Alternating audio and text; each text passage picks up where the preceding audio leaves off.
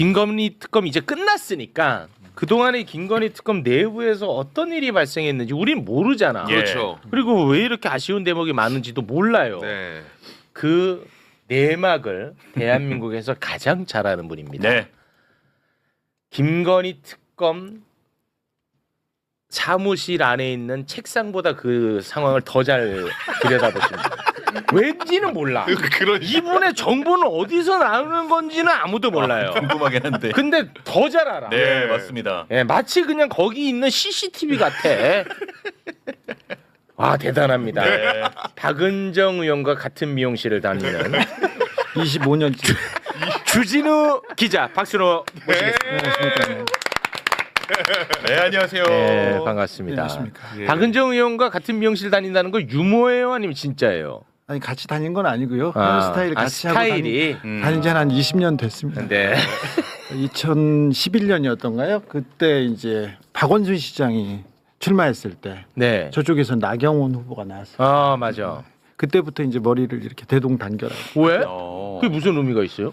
그때 박은정 의원이 서부지검 검사였고 네. 그 나경원 의원의 남편이 서부지법 판사였죠. 아. 그때 이제 나경원이 움직이기만 하면 자위녀 이런 얘기. 아, 자위대 네네네. 같던 네, 맞아. 찐일파 네. 이게 따라다녔는데. 나베라고. 네, 그 부분을 좀 정리하기 위해서 기소 청탁을 했죠. 자, 기소하면 검찰이 기소하면 내가 정리해 줄게. 이 기소 청탁을 했었는데 그때 박은정 의원이 그걸 양심 선언하게 됐죠. 오. 그때 제가 말리다가 같이 했었는데 네. 그때부터 뭐 헤어스타일. 아 그래서 박은정 검사에 대한 존경심으로 머리를 그렇게 하고 아니요, 다니는 거예요? 아니요. 저는 어렸을 때부터 이랬고요. 박은정이 나를 따라왔지. 아, 오히려 근데 머리 안 감은 것 같은데. 아니야. 자, 자, 아침에 보면서 자, 그래요. 왜 귀한 그랬어? 시간이. 예. 갑자기 그렇게 공격하세요? 위생 검사는 오늘은 하지 아니, 않겠습니다. 저는 잘 씻어요. 잘 씻습니다. 기본적으로 다릅니다. 네, 예. 위생 검사는 여기서 하지 않겠습니다. 네, 여기서 하지 않습니다. 억울해. 네. 10만 분이 보고 계십니다. 자, 김건희에 대한 16가지 의혹에 대해서 180일간 김건희 특검이 수사를 했습니다. 예. 총 66명 기소했고 20명 구속을 시켰어요. 그런데 이제 아쉬운 점이 좀 있거든. 네. 뭐 대표적 아쉬운 대목 한 3가지로 추려봤는데요. 잠깐 좀 짚어주시겠습니까? 먼저 김건희 수사 덮어준 검찰에 대한 수사. 이게 이제 본질이지. 예, 이게. 사실 이걸로 시작이 된 건데. 그렇습니다. 그리고 이제 삼부토건 주가 조작 관련 김건희에 대한 수사. 네. 그리고 양평 고속도로 종점 변경 관련한 김건희에 대한 수사. 네. 김건희 또 일가의 땅이 다 있었으니까요. 그렇습니다. 주진우 기자님. 네. 그 사실 김건희 특검이 물론 뭐 워낙 이제 다뤄야 되는 사건이 많아서 그런 것도 있겠습니다만 뭐 제한된 시간도 있고 내부가 어떻게 좀 잘 돌아가지는 않았죠. 네, 구성부터 좀 문제가 있었는데 김건희에 대한 수사를 안 해서 김건희 특검이 지금 출범한 출범했죠. 거죠. 네. 김건희만 나오면 봐줬죠. 눈 감고 귀 막고. 예, 도이치모터스 주가 조작 사건. 그렇지. 뭐 봐줬다가 네. 특검이 출범하자마자 바로 구속되는 걸 보면 검찰이 봐준 게 나왔지 네, 않습니까? 그건 확실한 거죠 이제는. 확실하죠. 네. 근데 그 부분에 대한 수사가 미진했고요. 미진했고 그 다음번도 마찬가지입니다. 저 건진법사 통일교 관련된 매우 중요한 통일교가 정치에 얼마나 관여해야 하고 이 윤석열 정부를 어떻게 꾸리겠다고 그렇게 얘기를 하고 그런 야심찬 포부를 가지고 정교일치를 실행하려고 했던 부분이 네. 증거가 다 나왔어요. 건진법당에서. 네. 근데 건진법당에서 통일교 관련돼서 그리고 중요한 수사를 하던 사람이 이 특검에 또 왔거든요. 그 사람이 또 효과적으로 막습니다. 그 안에서. 네, 안에서 막습니다. 와. 그래서 이 수사가 제대로 안 됐습니다. 그 사람 지금 어디 갔어요? 그 망했다고 지금 의심받는 사람. 캠핑 갔습니다. 예? 캠핑 갔어요. 아니, 오늘 현직 검사야? 현지 검사도 있고요. 중간에 아니, 오늘 일정까지도 꿰고 있어요? 물어봐서 얘기한 건데 아니 오늘 일정까지 꿰고 있어? 지금 캠핑 갔다고. 예. 근데 그 이제 대목마다 이렇게 짚어야 될 부분이 있었는데 통일교의 정교일치에 대한 부분은 매우 중요한 사건이었는데 네. 수사를 하다가 권성동 구속되고 한학자 구속되자마자 그 다음부터 수사가 멈췄습니다. 아 맞아. 그래서 수사를 하다가 멈추고 민주당 의혹이 나왔는데도 얘기 안 하고 있다가 기소를 끝내니까 윤 씨가 계속해서 윤영호가 계속 다른 데서 얘기하다가 지금 이렇게 커지고 맞아요. 특검을 잉태했지 않습니까? 네. 그러니까 김건희 특검이 통일교 특검을 잉태했으므로 이거는 뭐 잘했다고 할 수는 없죠. 특검을 하나 만들었으니까 수사하면 됐을 일을. 근데 그때 짜여진 수사팀을 보면 검사들도 문제였어요. 그리고는 통일교의 정관들이 원하는 대로 수사가 마무리됐는데 그때 검사들도 문제였고 경찰도 좀 문제가 있었는데 그 나름대로 그 수사력이 있다는 사람을 수사력이 있다는 사람을 그쪽으로 배치했는데 그분 이름이 천정국 압수수색에서 이름이 나오는 거예요. 어떤 경찰이 팀을 어떻게 짜서 통일교 수사를 어떻게 한다더라. 그래서 우리는 어떻게 하면 된다. 이런 그 정부가 다 갖고 있었어. 그런 문건이 나왔어요. 와. 이름이 통일교 수사관 특검 수사관 이름이 나온 거예요. 와. 근데 그 수사 안 했어요? 그 수사해야죠. 감찰해야지. 야 불러다가 너 어떻게 됐어 하고 이렇게 배제해야 될 거 아니에요. 네. 근데 물어보니까 저는 아닌데요, 안 했는데요 얘기하니까 그래? 그럼 계속해. 그걸로 끝이었어요. 그러면 해당 경찰은 어떻게 했어? 끝까지 지금 특검에 끝까지 남아 있어요. 아 그 사람이 아직도 남아 있어요? 네네. 그 사람은 남아 있어요. 압수수색해서 그 안에서 이름이 나왔는데 네. 그것도 처리를 제대로 못했으니 와, 이건 되게 내부 심각- 관리가 굉장히 안 됐다고 봐야죠. 아니 매우 심각하네. 네. 아니 그러면 이런 사실을 민중기 특검은 알고 알죠. 있어요? 아, 알고 있어. 네. 알아서 특검하고 특검부들이 회의를 하고 네. 나가라고 얘기를 했죠. 그런데요? 싫어요, 안 나가요. 그러니까 거기서 끝이었죠. 너 나가? 아이 싫어. 끝이었어요. 예. 그런 걸 보면 조금 기강이 조금 와 문제가 개판이네. 그렇다고 봐야죠. 개판이라고까지는 하지 말고 좀. 아니 네. 지금 내용은 개판이죠. 네, 그렇습니다. 네. 그 연판장을 돌렸지 않습니까? 예, 한번 그랬었죠. 그리고 그 연판장을 돌리기도 했고 민중기 특검에 대한 그 주식 투자 부분이 나왔지 않습니까? 맞아요. 네. 그 부분은 1, 2팀에서 그쪽으로 한 거지. 김건희 관련된 사람들, 김건희 주변 사람들이 주가 조작하는 사람들을 쭉 수사합니다. 근데 사기꾼들 중에서도 제일 좀 저질 사기꾼들만 모여서 주가 조작한 품목들을 봤는데 그 중에 하나가에서 민중기 특검 이름이 나온 거예요. 민중기 특검이 산 거야. 네. 근데 그걸 수사 초반에 특검 초반에 들고 있었어요. 네. 그리고 나서는 네. 터뜨려 버렸어. 연판장 돌리고 네. 검사들한테 그 여론이 안 좋으니까 네. 그 수사팀에서 흘렸죠. 아예 초반부터 갖고 있다가 저는 그렇게 취재했습니다. 와, 그러니까 민중기 특검의 리더십이 거기서 확 붕괴가 그렇죠. 됐겠네. 그게 매우 어려웠죠. 이렇게 그래서 내부 기강도 어려웠고 문제가 있었는데 그때마다 계속해서 수사관들이나 그 내부에 있는 사람들 언론에 유출하지 마라, 뭐 내용을 주지 마라 이런 얘기를 했었는데 예. 말이 많았어요. 그리고 또 이제 조금 있으면 나오겠지만 특검에서 포렌식을 담당하는 한 그 수사관하고 예. 기자하고 이렇게 러브 스토리가 생겨가지고 거기서 정보가 나갈 수밖에 없는 그런 상황이었어요. 이게 뭐야? 자, 그러니까 민중기 특검 안에 네. 포렌식을 담당하는 수사관이 존재합니다. 근데 그 사람은 성별이 남자예요. 남자예요. 근데 이 남자와 네. 어떤 매체의 기자와 네. 사랑에 빠져서 네. 이 포렌식 정보가 그 기자를 통해서 아니 거기까지는 모르겠어요. 그거는 사랑은 몰라. 싹 텄는데. 사랑 싹튼 건 팩트고. 근데 그 언론사에서 계속해서 특적 단독을 나오고. 왜 어떻게 나오지?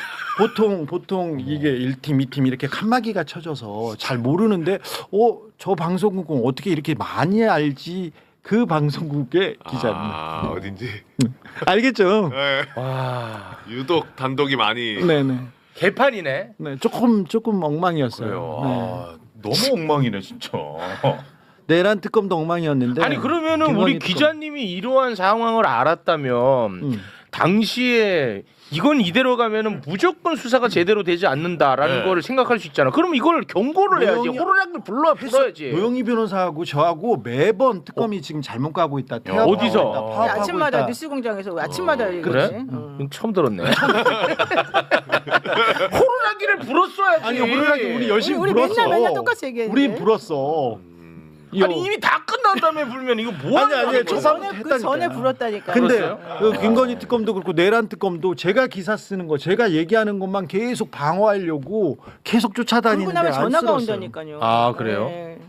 했었어요. 아, 너무 슬프다 진짜. 심각하다 이거. 아니 왜 이렇게 그 아쉬운 대목이 많나 했더니 완전히 기강이 다 무너져 있었어. 이게 다 사실이라면은 이제 별의별 일이 사실이지. 나는 사실만 얘기합니다. 와. 저는 예, 다 확인한. 조금 있으면 이제 청첩장 돌릴 거니까 조금 지켜보세요. 뭐 그것까지 그 사랑 자체에 대해서는 좀 관심이 그래요. 없습니다. 아니, 사랑할 수 아니, 있지. 예, 뭐 자체에 대해서 존중해야 돼. 네. 존중해야지. 아 이게 심각하네. 그러면은 뭐 예를 들어서 지금 미진한 부분은 국수본으로 넘긴다는 거고 그 이후에는 2차 종합특검으로 간다는 건데. 근데 국수본으로 넘기고 2차 종합특검으로 가는데 말입니다. 이렇게 국수본으로 넘긴다고 하면 그 특검 수사가 동력이 바로 떨어집니다. 아까 김건희 봐주기 수사한 검사들, 네네네. 검사들에 대한 수사를 이제 국수본으로 넘기기로 했잖아요. 네. 너무 늦게 시작했고 맞아. 너무 인원을 조금밖에 안 줬어요. 네. 아니 그러면 자 기자님 예? 그 김건희 수사를 덮은 것으로 의심받는 검사들. 은 굉장히 특정이 되고 좁습니다. 몇 그렇습니다. 명 안 되거든요. 몇 명 지금 봉고차로 태워올 수 있어요. 예. 그런데 그들에 대한 수사가 왜 이렇게 뒤에 한 거예요? 왜 뒤에 했냐면 예. 그 민중기 특검에서 하겠다. 근데 나중에 하겠다고 했는데 그 2달 정도 남겨놓고 그 팀을 꾸렸습니다. 2달 정도 남겨놓고 그 팀을 꾸렸는데 거기에 가서 자기가 김건희 봐주기 수사하는 검사를 수사하겠다는 자원자들이 좀 있었어요. 경찰 출신, 변호사 출신. 네. 근데 그 자원자들을 다 잘랐어요. 누가? 민중기 특검에 있는 검사 출신 특검보와 부장들이 다 정리했습니다. 와, 이 어차피 검찰을 치는 거니까. 네, 정리해가지고 그 팀이 절반으로 줄였어요. 근데 그 친구들은 되게 열심히 했습니다. 경찰과 변호사들을 해서 압수수색을 했는데 이미 전문가들이잖아요. 수사 전문가들이어서 디가우징하고 자기 자료를 다 없앴습니다. 가서 압수수색을 해봤더니 다 비어 있어. 근데 자기 범죄를 자기가 없애는 거는 법률적으로 걸리지 않아요. 그것도 잘 알고 다 없앴어. 그런데 없애지 못한 부분이 있었어요.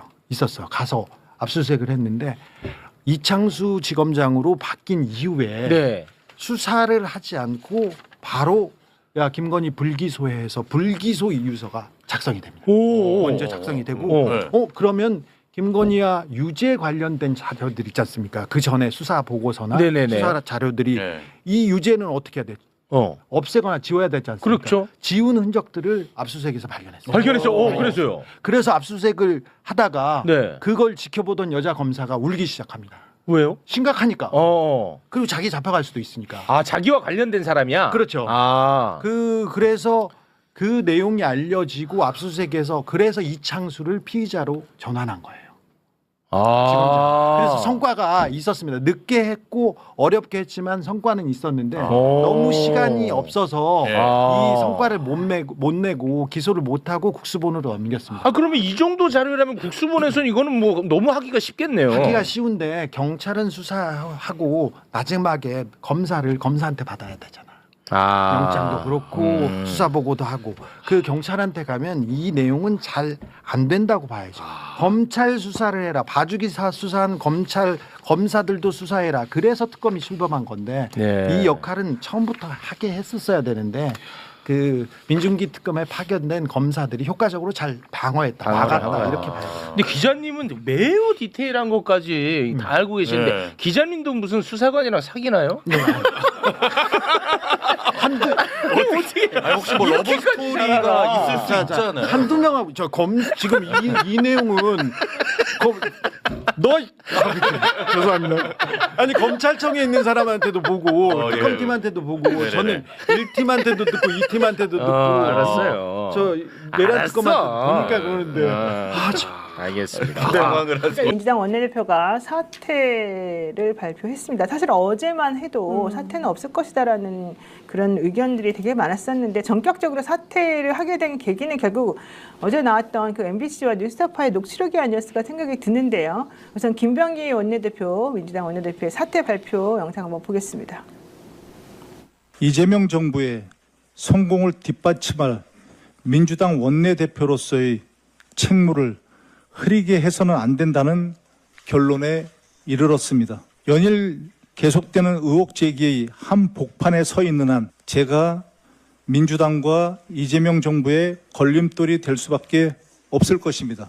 하여 저는 오늘 민주당 원내대표직에서 물러납니다. 이 결정은 제 책임을 회피하고 덜어내는 것이 아니라 시시비비를 가린 후 더 큰 책임을 감당하겠다는 저의 의지입니다.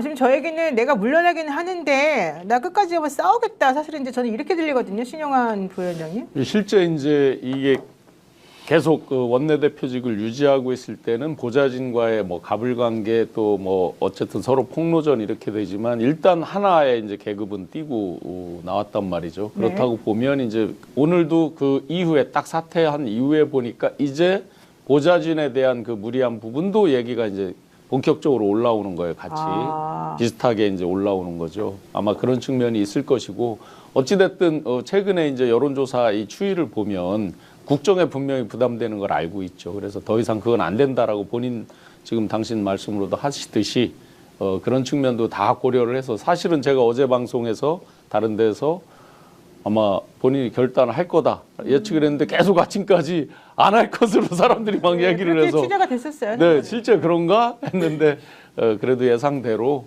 아마 더 이상의 부담을 지우기가 좀 어렵지 않았을까 생각은 듭니다. 네, 사실 많은 분들이 이런 것들 때문에 조금 문제를 조금 더 삼았던 것 같습니다만 강선우 의원하고 김병기 의원 간의 그 2022년 공간이 간사와 뭐 위원이라고 해야 되나요? 예, 요때 그 나눴던 1억 수수설 관련된 내용이 지금 좀 핵심적으로 이런 결단을 하게끔 만든 게 아니었나 생각이 드는데요. 이경 기자님, 실제 이 녹취 공개가 좀 결정적이었다고 봐야 됩니까? 분위기는 솔직히 그렇지 않습니다. 전반적인 분위기는 안 분위기 그래요? 뭐냐면은 네. 2022년도 지방선거 당시에 김병원 의원께서 그때 당시에 중앙당 공관위의 이제 간사였는데 지방선거를 이제 당직자 입장에서 내부적으로 잘 분위기를 보면은 지방선거에 공관위 간사가 영향력을 행사할 수 있는 부분은 아주 작습니다. 거의 없다고 보면 됩니다. 그거는 지역에서 지역위원장, 그러니까요, 그 우리 지역의 그 국회의원 잘못 뽑으면은 본인 입맛에 맞는 그 광역의원들, 뭐 이렇게 그 시도의원들 이런 식으로 기초의원들 다 뽑아놓는다 이런 얘기가 돌 정도로 그 지역위원장의 입김이 강하게 반영을 하는 것이지, 그것도 이 부분은 김병기 원내대표의 사퇴하고는 저는 이거는 큰 영향력은 없을 거라고 생각합니다. 다만 뭐가 있냐면 다른 거 더 터질 것이 상당히 언론사에 많다더라. 자리를 유지하고 있으면 이게 크건 작건 간에 자잘한 것들이 계속 터져 나오니까 그래서 이렇게 사퇴를 표명한 것은 아닌가. 우리가 그동안요, 사퇴를 보시면은 이렇게 기자회견하면서 사퇴 안 합니다. 그냥 사퇴하죠. 기자회견 한다는 건 사퇴를 안 한다는 입장일 경우가 많거든요. 그러니까 이거 끝까지 버티시다가 입장을 마지막에 바꾼 건 아닌가라는 생각이 저는 듭니다. 사실 강선 의원하고 김병기 전 원내대표 간의 대화만 들어보면 김병기 원내대표 입장에서는 이렇게 하지 말아라, 이거 되게 부적절하다, 이제 이런 얘기를 했기 때문에 본인 입장에서는 그것 때문에 뭐 문제가 될 거라고 생각할 수 없었던 녹음 것 같아요. 파일을 강선우 의원과 직접 불러서 직접 대화한 거 김병기 의원이 그걸 녹음한 거예요. 본인 보호를 위해서 본인이 녹음한 겁니다. 그러니까 그 녹음 파일 정확히 다 알면, 그러니까 공천 과정을 모르시는 분들은 김병기 의원이 뭐 영향력을 행사한 거 아니야 그럴 수 있겠지만, 공천 과정을 아시는 분들은 이게 그 총선이 아니에요. 지방선거거든요. 그러면은 중앙당의 그 간사로서는 그런 역할을 할 수 있지는 않다고 그렇군요. 생각합니다. 자, 어쨌든 김병기 전 원내대표하고 강선 의원 사이의 대화는 25분 정도 이제 이어졌고요. 그 녹취가 있었었는데 그 내용 한번 좀 간략하게 들어보도록 하겠습니다. 어쨌건 그 1억 이렇게 그 돈을 갖다가 받은 걸 사무국장이 그러니까 보관하고 있었다는 거 아닙니까? 일반인들이 이해하기 쉽지 않은 얘기들이거든요. 이미 저거 그냥 아무 생각이 없었던 거죠. 저는 공관위원이기 때문에 이거는 어떡하다가 그러셨어요 이게. 이 돈에 대한 얘기를 들은 이상은 제가 도와드려서도 안 되지만 정말 일 커집니다. 또 법적인 책임뿐만이 아니고 우리가 지금 어쩌저쩌고 저한테 그걸 상의하셔가지고 딱 결과가 나자마자 그렇게 하겠다 하자마자 그게 실시간으로 다 전달이 되고 김경한테 전화해가지고 그렇게 얘기한 거예요. 안 받는 거. 그거는 뭐 의원님이 보셔가지고 던져놓고 나오든지 어떻든지 하셔야 되는 거지. 그거는 뭐 의원님께서 해결해야 되실 문제입니다. 이게 정말 이런 상황. 네. 진짜 그렇게 됐을까요? 아니 근데 솔직히 이제 저 대화를 보게 되면은 김병기 원내대표가 저거 부적절하다. 그리고 일단 김경희라는 사람이 돈 준 거는 내가 이제 확인했다. 뭐 들었다. 어쨌든 당신 말에 따르면 그런 얘기면 이거 사실은 문제가 있는 거 뻔하지 않습니까? 뭐 그 사람이 자질이 있건 없건 떠나가지고 그 자리를 위해서 돈을 주었다라고 하는 것 자체가 이제 문제니까 원래는 공천을 주면 안 될 것 같은데 저런 말이 있고 그 다음날 바로 단수 공천을 줬단 말이에요. 그것 때문에 사실은 사람들이 좀 이상하다라고 생각하는 거거든요. 강선우 의원님 그 페이북에 쓴 글을 보면 좀 이상한 대목이 하나 나오대요. 그 다음날 모두 단수 공천을 받았다 이렇게 돼 있더라고요. 그 모두라는 게 그러면 그날 그 심사 대상자가 다 그렇겠다는 건지 그거는 이제 팩트를 좀 봐야 될 것 같고요. 어쨌든 그 부분 때문에 지금 표면상으로는 의혹이 되어 있는데 뭐 다른 기자님들이나 이렇게 이야기하듯이 이거에 이어서 다른 이제 녹음 파일이 있다. 이 부분이 이제 뭐 실체는 모르죠. 일단 그렇게 이제 얘기들이 흘러나오니까 방송에서도 그렇게 얘기를 하고 그 부분이 좀 부담이 됐다 그러면 될 수 있습니다. 강선 의원 페이스북에는 그렇게 썼죠. 나는 입을 뭐 열 수 있는 상황이 아니었는데 어쨌든 의사결정에 내가 관여할 수 있는 상황이 아니었다. 근데 어쨌든 단수 공천이 다 됐다. 이렇게 이제 사실은 썼더라고요. 그러니까 공천심사에서 자기 지역 공천 관련해서는 공간이었다, 위원이었다 하더라도 거기선 빠진다. 그러니까 자기는 사실 이 결정과 무관하다 이제 이런 얘기를 하려고 했던 거 아니겠습니까? 결정과 무관한데 왜 찾아갔어요? 왜 울고불고해요? 아니, 결정과 무관한데 왜 뭐하러 공간이 간사한테 찾아가가지고 저렇게 혼나고 난 다음에 이제 자기가 입틀막을 당했던 말이 안 되는 거예요. 거 아니에요? 제가 볼 땐 말이 안 돼요. 그러니까 이거는 저는 김병기 의원한테 상당히 심각한 문제가 있다고 보는데요. 네. 이런 내용을 전혀 몰랐다 그러면은 녹음을 저렇게 했을 리가 없어요. 상식적으로 그렇잖아요. 네. 그러니까 강선우 의원이 그 전에도 뭔가 얘기했을 가능성이 굉장히 높다고 저는 생각하고요. 그래서 강선우 의원이 찾아올 때 어떤 얘기를 할 거라는 걸 대충 알았기 때문에 그래서 사전에 녹음해야 되겠다고 생각을 해서 휴대폰으로 녹음하고 있었고 그래서 자기가 녹음할 때 어떻게 말해야 된다는 것도 김병기 의원은 대충 가지고 있었던 거예요. 그러니까 로펌에 의뢰를 해라. 이거 참 심각한 문제다. 빨리 해결해라. 이런 식으로 얘기하는 것도 어찌 보면 준비된 얘기를 했었을 가능성이 저는 있다고 봐요. 그럼 강선우 의원 같은 경우에는 뭔가 굉장히 다급한 상황이라는 걸 우리가 짐작해 볼 수 있잖아요. 네. 그러니까 돈을 받았다는 거, 돈 받는 자리에 자기가 있었든 없었든 간에 지역 보좌관, 지역 사무국장이 돈을 받았다고 하는 걸 인정을 했다는 거고 받고 난 다음에 굉장히 곤란한 상황이 벌어졌다고 우리가 짐작할 수 있잖아요. 그럼 돈 준 사람 입장에서 보면 내가 1억 원이나 줬는데 내가 좀 나를 지금 공천 컷오프를 하려고 해? 이거를 아마 미리 얘기를 들었겠죠. 그 당에서 컷오프 할 거라는 게 어느 정도 알려졌었다고 우리가 추정해 볼 수 있는데 그러니까 내가 공천 대가든 아니든 간에 내가 돈까지 이렇게 갖다 줬는데 나를 좀 컷오프 하는 게 말이 되냐라고 김경희라는 사람이 항의를 하거나 이의 제기를 했을 가능성이 있다. 그러니까 강선우 의원이 너무 다급한 상황이니 공간이 간사한테 와가지고 읍소를 하는 과정이었던 거예요.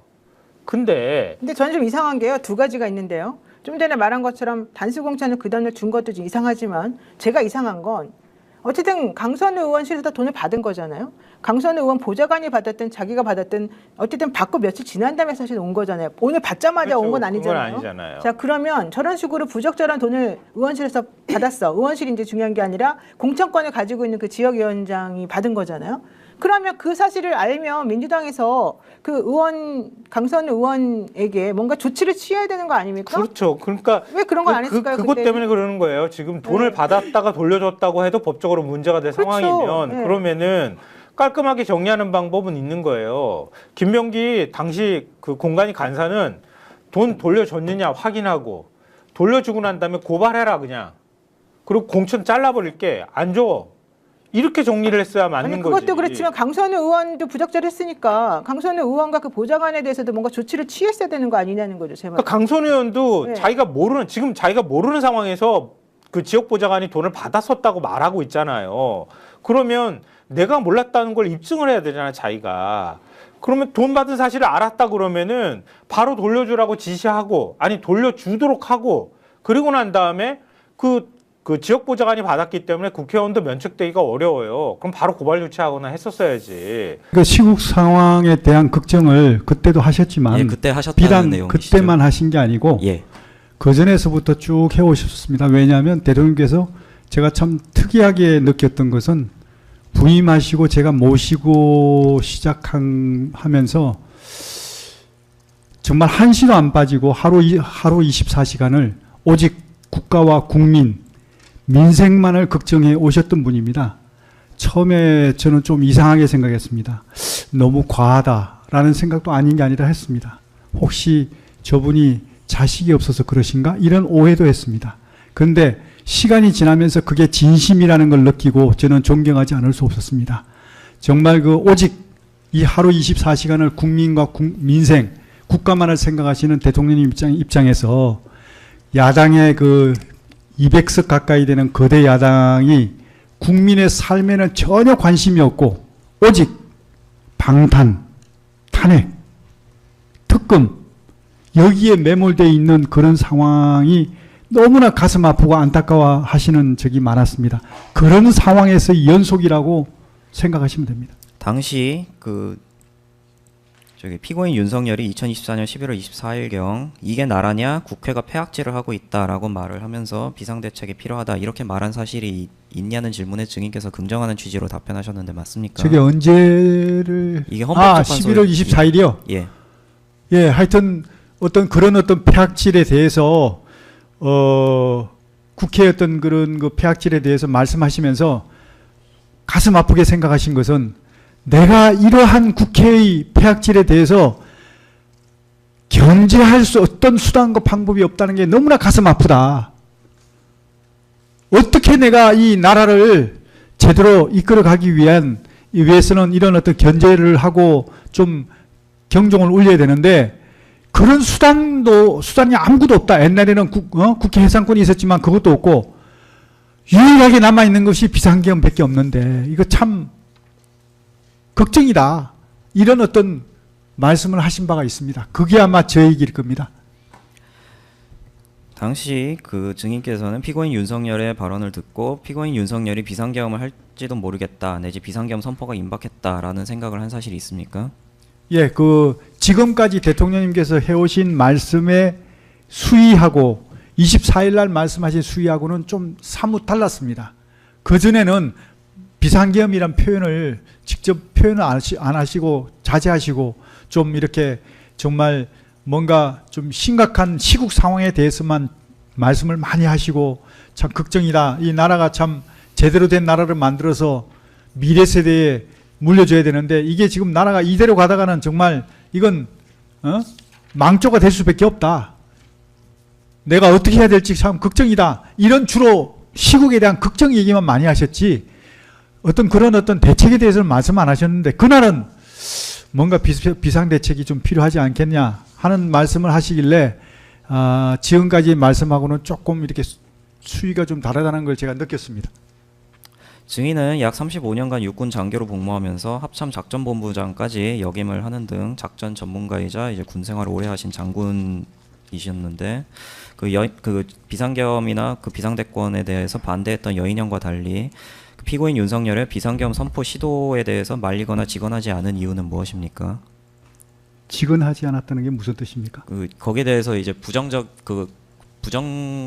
비상대권 내지 그 계엄 선포 등에 대해서 반대한다는 취지로 그 피고인 윤석열에게 발언한 사실이 있습니까? 저는 대통령님의 결정이나 결심에 존중하는 입장이었습니다. 우리 대한민국 국군의 역할과 사명 이걸 헌법에 나와 있는 게 세 가지입니다. 그 첫 번째는 영토를 보존하고 두 번째는 자유민주주의를 수호하고 세 번째는 국민의 생명과 재산, 안전을 지키는 것입니다. 대통령님께서 하시고자 하시는 그 일은 우리 대한민국의 자유민주주의를 지키기 위해서 하시는 그런 어떤 고뇌에 찬 결단이고 헌법상에 보장된 그리고 대통령님의 고유 권한인 비상계엄을 하시는 데 있어서 제가 그걸 왜 반대합니까? 적극 저는 대통령님께서 하시는 일에 큰 힘은 안 되겠지만 작은 힘이 될 수 있도록 노력을 하는 것이 마땅한 일이라고 저는 생각합니다.